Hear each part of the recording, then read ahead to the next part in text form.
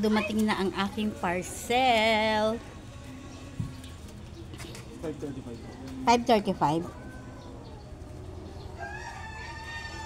Parcel.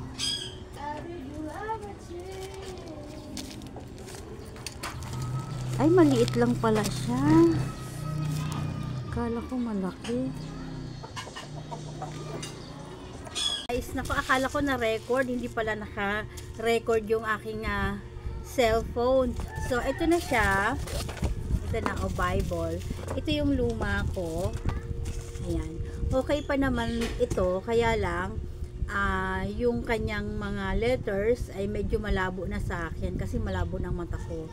Hindi ko na gaanong makita ang mga letters nito kasi ang liliit. Ayan o, ang liliit. So, gusto ko sana yung medyo malaki ba? Gusto ko sana medyo malaki. Kaya lang nagulat ako, hindi kasi ako marunong yung mga sizes eh. Nagulat ako, parang magkasing laki lang sila oh. Diba? So, sana naman malinaw ang pagka-print ng mga letra neto. So, ito na nga siya, Bible from Heaven's Corner Christian. Ayan.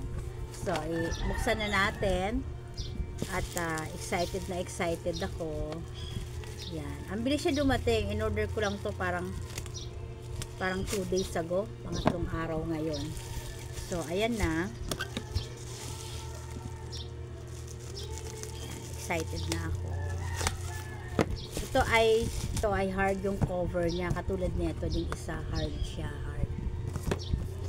So, ayan. Selyado pa. At gusto ko yung merong ganyan, no.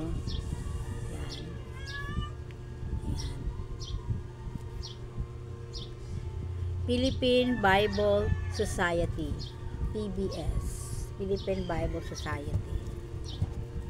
So, tignan natin. Excited na ako.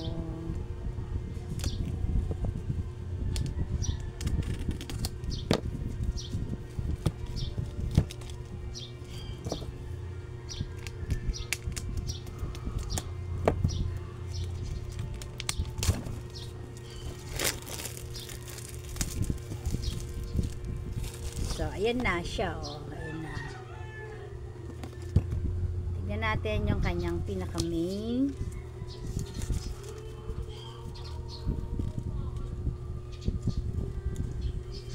Ano to? Old and New Testament. Ayan, luma at bagong. Naku, ganun din pala. Maliliit. Mas tiny pa yata ito.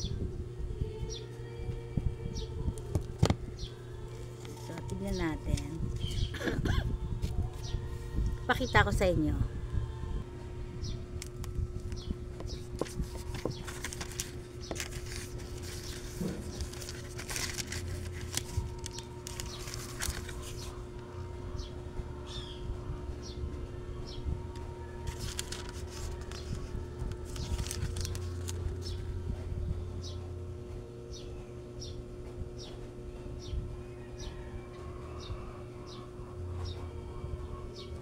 And then, ito na yung kanyang, sa likod naman, tingnan natin sa likod. Ayan na. Sa likod.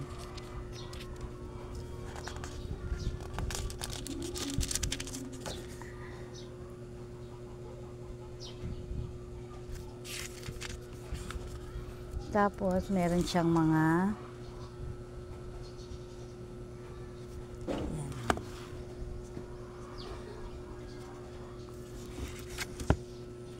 and then, meron pa, tignan natin. Yan, mga ganyan, oh.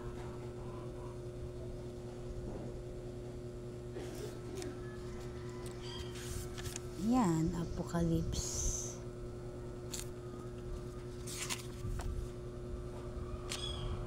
Lucas. Genesis.